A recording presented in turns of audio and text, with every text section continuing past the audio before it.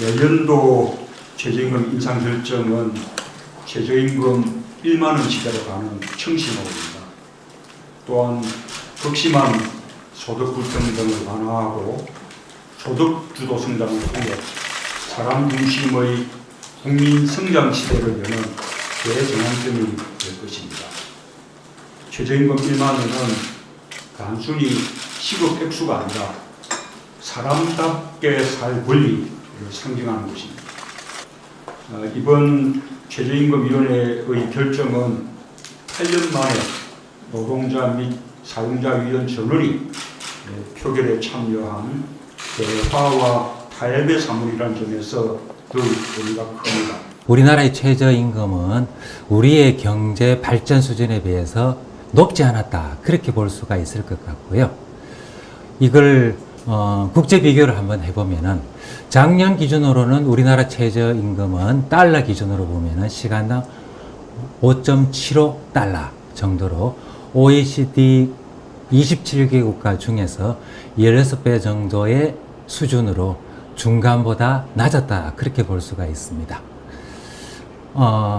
이번 조치에 따라서 OECD 회원국가 중에서 12번째인 미국의 7.16달러와 비슷한 수준을 도달했다, 그렇게 볼 수가 있고요.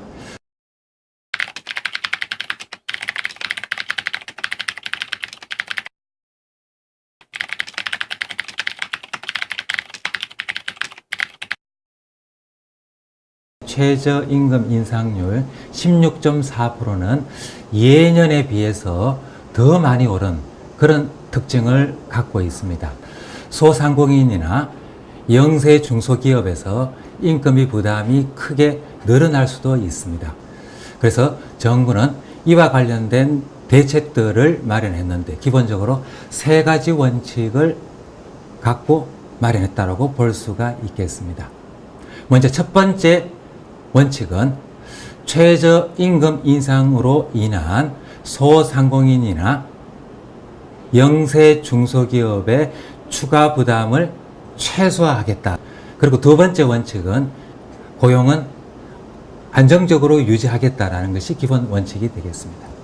세 번째로 최저임금 인상과 그 다음에 이를 통한 가계 소득 증진이 결과적으로 내수 확대와 나아가서 소득 주도 성장의 선순환으로 이어질 수 있도록 일종의 경제의 생태계를 바꾸겠다라는 점에 주목할 수가 있겠습니다.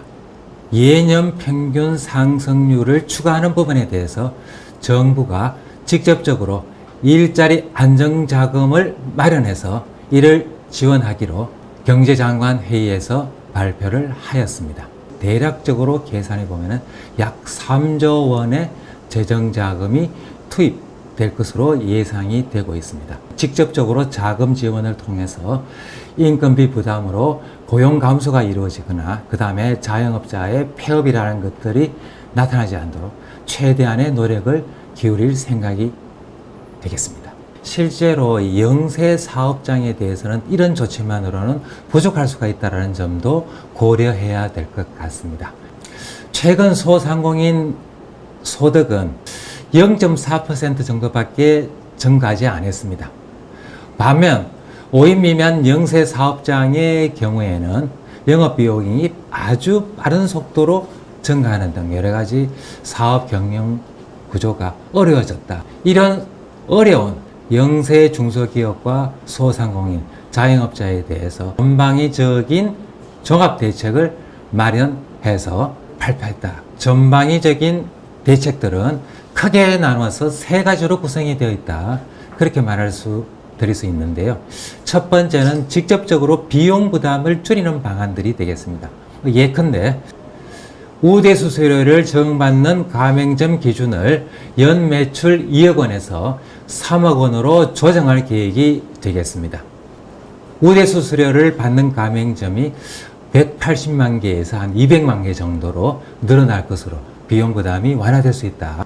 그 다음에 연 매출 3억에서 5억 원의 가맹점들도 1.3% 정도의 수수료가 낮아지게 되는데 그 혜택은 한 27만 개 정도의 가맹점이 받을 것으로 그렇게 기대를 하고 있습니다.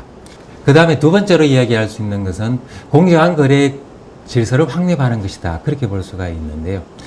대기업이나 그 다음에 일종의 계약 관계에서 사회적 약자가 불리한 점에 놓여 있던 을의 위치에 있는 사람들의 이제 정당한 권리들을 보장해주는 그런 방안들이 대거 들어갔다. 예컨대 상가 임대차 계약 보호 대상을 기본적으로 확대할 그런 방침이 되겠고요. 임대료를 인하할 수 있는 방안을 마련해서 여러 가지 불리한 계약 조건들을 바꿔 나갈 수 있는 법제도 개혁을 준비했다. 오늘 아침 신문을 보니까 우리 그 가맹점 점주들께서 월 가져가는 금액이 200만 원 정도밖에 이르지 않는다. 사실상 우리 경제 구조상에서 불공정 계약 관계라는 게 대단히 만연돼서 그 부분에서 실제로 이런 최저임금 문제들이 비롯된 거다라는 것에 기본적으로 공감을 하고 있습니다. 중점적으로 그 부분에 대해서 대책들을 마련할 것이고 앞으로 그 부분을 지속적으로 풀어나갈 그런 계획이 있다. 그렇게 말씀드릴 수가 있겠습니다. 민간 부분에 계속 보전하는 방식들은 기본적으로 한시적인 방식이 될 수밖에 없다. 소상공인과 영세 중소기업들이 충분히 이를 감내할 수 있는 경영 구조 개선과 가계 소득을 기본적으로 그러니까 단계적으로 정전시켜서 새로운 변화들을 이끌어 나가겠다라는 출발점으로 그렇게 이해해 주시면 감사하겠습니다. 이번 조치에 대해서 국민의 세금으로 국민에게 되돌려준다라는 그런 차원에서 접근하는 것이 중요하다고 생각을 하고 있습니다. 뭐 다른 나라들 경우에도 프랑스나 영국 이런 선진국에서도 실제로 그 최저임금 인상에 따른 임금비 부담을 이제 완화시켜주기 위해서 여러 가지 세제 혜택들, 세액 환급 제도들을 활용하고 있습니다. 이것이 결과적으로 내수를 정전시키고 또 나아가서 성장률을 끌어올리는 그런 선순환 구조를 만들어가는 기본적인 첫 단추라고 그렇게 생각을 하고 있으니까 최저임금 인상에 대해서 당시 지난 대선 시절에 후보들이 공통적으로 공약을 한 사항들이 되겠습니다. 최저임금 그리고 소상공인 대책에 대해서는 기본적으로 국회에서 협조적으로 다 모든 문제가 다 잘 풀릴 것으로 그렇게 기대를 하고 있고요. 우리도 그분 관련돼서 관련 대화에 적극적으로 참여해서 좋은 결과를 맺도록 노력하겠습니다. 가게가 잘 사는 그런 나라를 만들어 나가는 것이 우리의 꿈이다라고 이야기할 수 있는데 새 정부는 바로 그 점에서 주목하고 있고요. 이번 조치는 정부가 재정 자금을 투입해서 가계 소득을 늘려서 이것을 바탕으로 해서 내수를 정전시키고 결과적으로 소득 분배와 그리고 성장으로 이어지는 소득도 성장의 첫 출발점이라고 볼 수가 있고요. 가계와 내수 그리고 사람을 중심에 두는 그런 정책의 첫 출발이고 그래서 이런 부분들에 대해서 우리 국민들도 꾸준히 그리고 지속적으로 지켜봐 주시고 그리고 모자라는 부분에 대해서는 질책도 해 주시고 필요한 부분에 대해서 많은 조언들도 해 주시기를 당부드리겠습니다. 최저임금 1만 원의 성공 여부는 최저임금의 빠른 인상을 감당하기 어려운 소상공인과 영세 중소기업들의 부담을 어떻게 해소시켜 주느냐에 달려있다고 봅니다. 그래서 저는 지난 대선 때 최저임금의 인상과 소상공인, 영세 중소기업 지원 대책을 반드시 함께 마련하겠다고 약속했습니다. 이제 그 약속을 지킬 때입니다.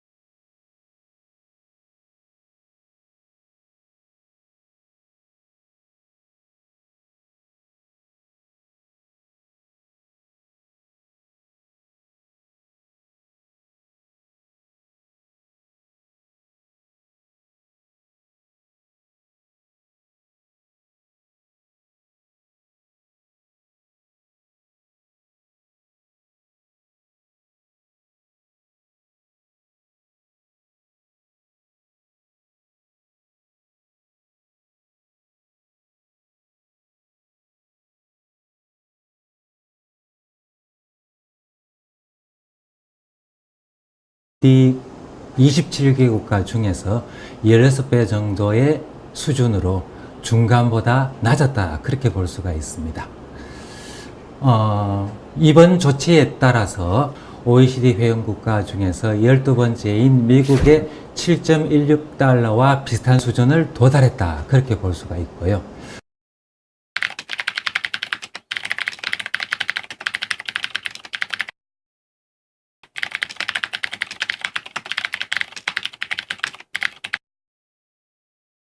최저임금 인상률 16.4 회수하겠다. 그리고 두 번째 원칙은 고용은 안정적으로 유지하겠다라는 것이 기본 원칙이 되겠습니다. 세 번째로 최저임금 인상과 그 다음에 이를 통한 가계 소득 증진이 결과적으로 내수 확대와 나아가서 소득 주도 성장의 선순환으로 이어질 수 있도록 일종의 경제의 생태계를 바꾸겠다라는 점에 주목할 수가 있겠습니다. 예년 평균 상승률을 추가하는 부분에 대해서 정부가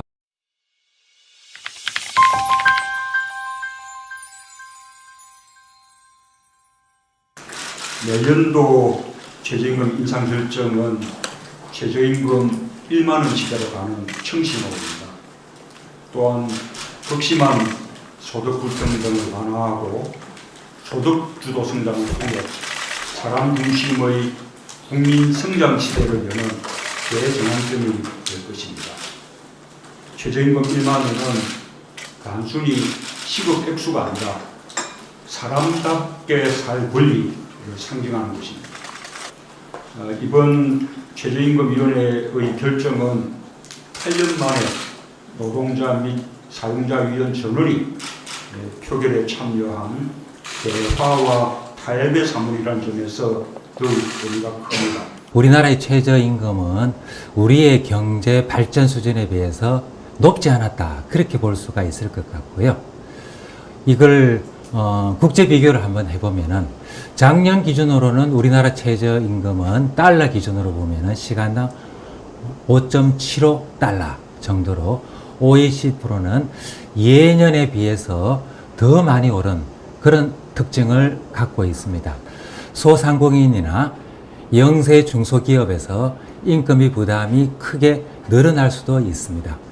그래서 정부는 이와 관련된 대책들을 마련했는데 기본적으로 세 가지 원칙을 갖고 마련했다고 볼 수가 있겠습니다. 먼저 첫 번째 원칙은 최저임금 인상으로 인한 소상공인이나 영세 중소기업의 추가 부담을